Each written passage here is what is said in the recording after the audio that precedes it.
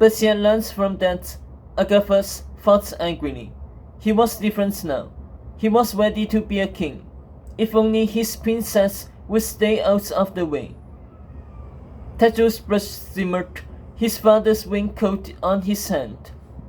That's what this tournament was supposed to be about, wasn't it? Proving himself. Even Agatha had admitted that back at the inn. So why was he still loitering here like a princess in waiting while she was off hunting the answer to his tests? He had tried to stop her. On the short trip from Bloodbrook, Tetros had assumed that they'd battle the snake together. That's to track down Merlin's lost beard as a team. But just as they'd gotten to the forest edge, the wizard tree rising onto view, Agatha ordered him and Hot to stay put. What? The snake's out there, Tetros said, thrown. And if he kills you now and takes your wing, we're all dead, said Agatha, dismounting Horsewolf. Keep Merlin safe. I'll be back soon. Don't be a fool, Tetros scoffed, chasing her. No way you're going alone. Agatha turned. I won't be alone. The way she said it, so sharp and clear that by the time she had regathered his wits, she was lost in the dark. I won't be alone. I won't be alone. Then it hit him. That cry. The one that echoed as the wizard tree sprung over the land. The one that made Agatha's eyes spark before she had taken control of their plans. I won't be alone. The shine in her eyes. That hint of a smile. Agatha could only mean one person. That's why she had driven Hot so hard on the ride here. That's why she had left the prince and Manwolf behind. Agatha was after more than Merlin's beard. Agatha was after her own glow. Sophie. Sophie, who she had heard out here, crying for help. Sophie, always the witch between him and his princess. Tetros gets twisted tighter. Where Sophie gone, evil followed. He fished the Tinkerbell out of his pockets and shook her until she woke up. Follow Agatha and keep her safe. The moment she's in trouble, send a flare. Understood? Tinkerbell yawned and twinkled it back. No, I will not kiss you in exchange, Tetros retorted. Tink argued her case. I don't care if Peter kissed you, said the prince. Go, before I feed you to Hot. Grumbling, the fairy flitted off to find Tetros' princess.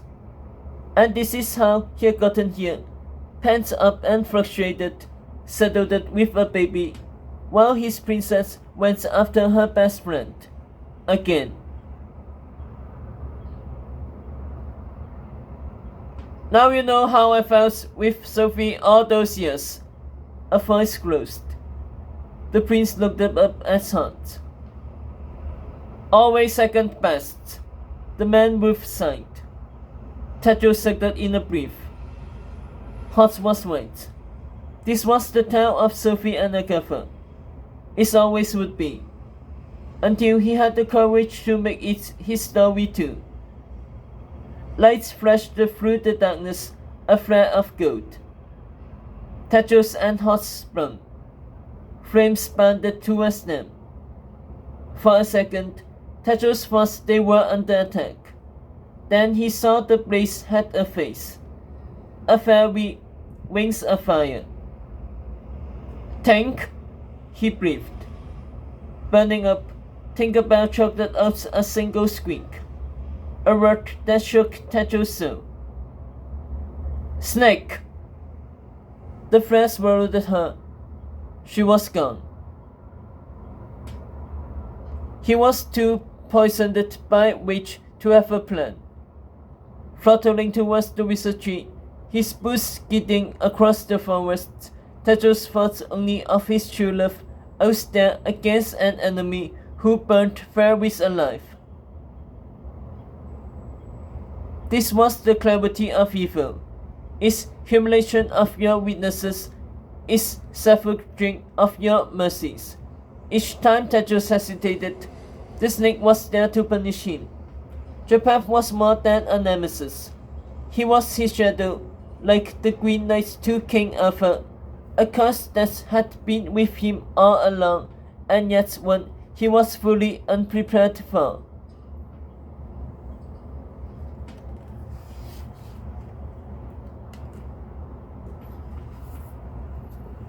Hot had tried to come too, but Tedros had repelled him with orders to stay and protest Merlin. He had no mention of Sophie. If the Whistle knew she might be out there, he'd bring the baby into battle.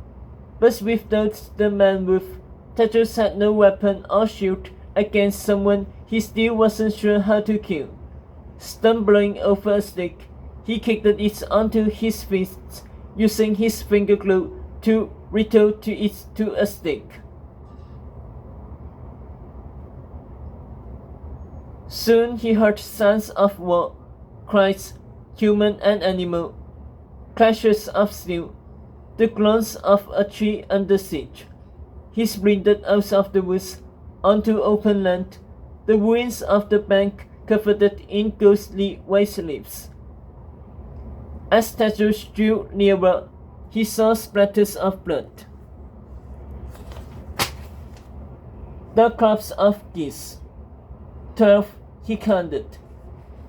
Then the body of a bank guard, his limbs twisted as if he had fallen from a great height. Closer and closer, Tedros came to the tree, the Sihorlitus in its branches sharpening, two pairs of glow flickering at the top, pure gold and hot pink. He stopped the shot.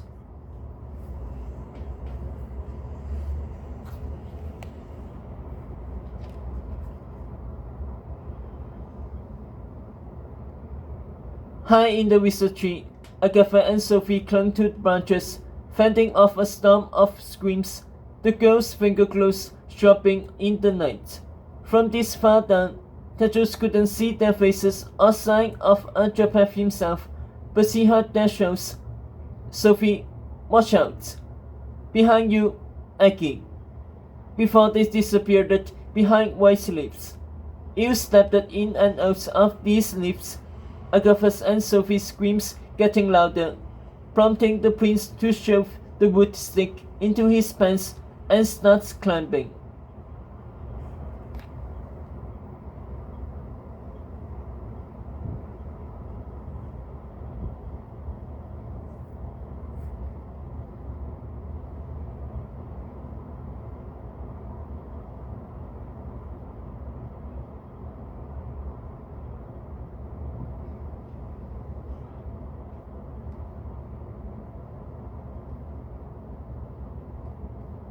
Only now did he saw the wall in his way.